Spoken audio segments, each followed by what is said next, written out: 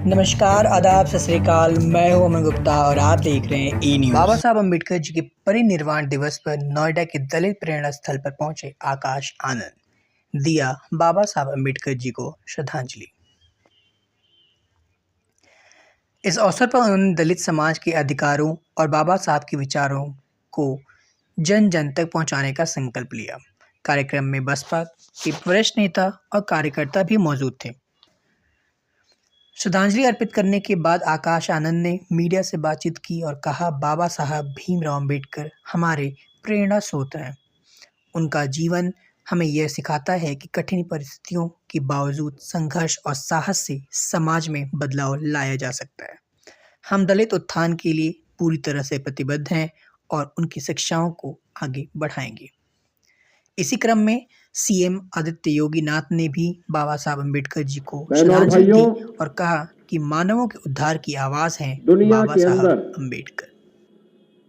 जहां कहीं भी कोई वंचित है, कोई पीड़ित है, प्रताड़ित है, शोषित है, दुनिया के उन कोटि कोटि मानवों के उद्धार की आवाज है बाबा साहब डॉक्टर भीमराव अंबेडकर।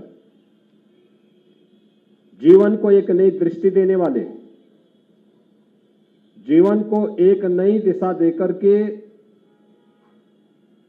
उनके जीवन में भी खुशहाली आए, इसको एक नई दिशा देने वाले किसी एक नाम की चर्चा होती है तो वह बाबा साहब भीमराव अंबेडकर की होती है।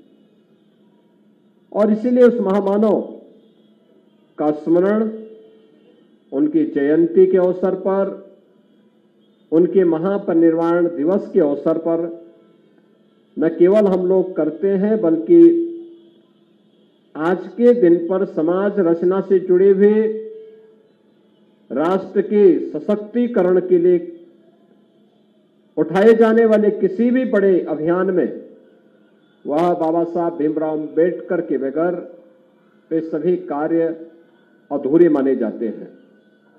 सचमुच जो कार्य उन्होंने उस कालखंड में किया, एक लंबे समय तक सैकड़ों वर्षों से चली आ रही उन कुप्रथाओं को समाप्त करने, दलितों, वंचितों, शोषितों को उनका अधिकार प्राप्त हो सके, इसके लिए उनके द्वारा किया गया प्रयास यह अभिनंदनीय है।